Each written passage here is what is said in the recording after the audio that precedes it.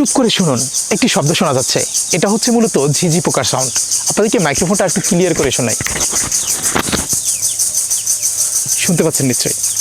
গরম গ্রীষ্মকাল আসার পূর্বের এটা হচ্ছে একটা পূর্বাভাস। এটা হচ্ছে ঝিঁঝি পোকা। আপনার এই স্ক্রিনে কর্নারে এই মুহূর্তে যে পোকাটাকে দেখতে পাচ্ছেন, এটা মূলত হচ্ছে এই ঝিঁঝি পোকা। এর আওয়াজটা মূলত হচ্ছে আওয়াজ সে করতে করতে ঝিনঝিন ঝিনঝিন ঝিনঝিন করে। ছোটোবেলাতে কি করতাম জানেন? ছোট্ট একটা ধনসার মাথায়, লাঠির মাথায় আঠা লাগিয়ে তারপর ওদের পাকের উপরে নিয়ে ছোঁয়াতেই ওরা আটকে যেত। তারপর একে নিজে হাতে নিয়ে একটু চাপ দিলেই ক্যাটক্যাট করে বলে উঠতো। দৃশ্যটা খুবই সুন্দর ছিল। ঝিঁঝি পোকা ডাকছে। তারা তাদের মনের আয়েশ মিটিয়ে এভাবে ডেকে থাকে। কিন্তু এখানে একটা বিষয় কি জানেন?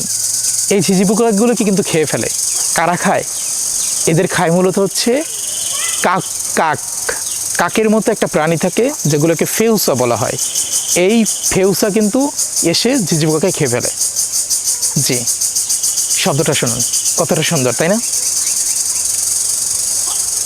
এরকম করে ডাকবে, কোনো বন্ধ নেই, কোনো থামাথামি নেই। ডাকবে তো ডাকবেই, ডাকতেই থাকবে। এই আবার শুরু করবে, এই যে শুরু করেছে। শুনতে পাচ্ছেন ডাকটা? কতটা সুন্দর। সিজনাল পোকা বলতে পারেন। ধন্যবাদ। ভালো লাগলে শেয়ার করে দিবেন। আসসালামু আলাইকুম।